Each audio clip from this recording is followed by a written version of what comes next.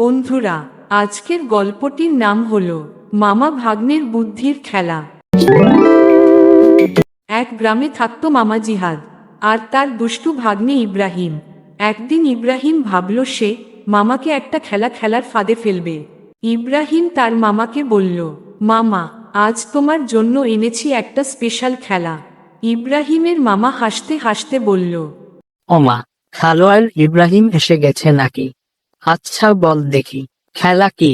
এরপর ইব্রাহিম একটা থলি বের করল। থলির ভেতরে তিনটা জিনিস ছিল, একটা পেঁয়াজ, একটা পাথর আর একটা পুতুল খরগোশ। ইব্রাহিম বলল, এই তিনটার মধ্যে একটাকে খেতে হবে, একটাকে বাঁচাতে হবে আর একটাকে ফেলে দিতে হবে। তুমি কি করবে মামা? ইব্রাহিমের মামা কৌতূহলী ও মজার কণ্ঠে বলল, একদম কঠিন চ্যালেঞ্জ দেখি ভাগ্নে। আচ্ছা ঠিক আছে, প্রথমে পাথর আমি ফেলবো, দাঁত আনতে চাই না তো। পেঁয়াজ খেয়ে ফেলবো, চোখে পানি আসলেও শরীরের জন্য ভালো। আর পুতুল খরগোশ, ওকে বাঁচাবো, ও তো একলা, ওর তো কোনো বন্ধু নেই। ইব্রাহিম অবাক। তার মনে হচ্ছিল মামা বুঝবে না কিছুই, কিন্তু মামা তো একদম সুপার হিরো।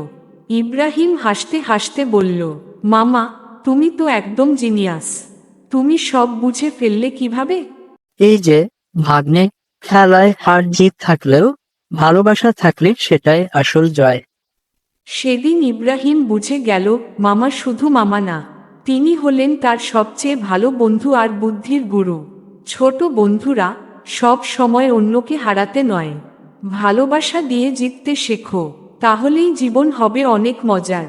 তো ছোট্ট বন্ধুরা, এরকম আরও দারুণ দারুণ মজার ভিডিও পেতে ভিডিওটিতে লাইক দিয়ে চ্যানেলটি সাবস্ক্রাইব করে রাখো।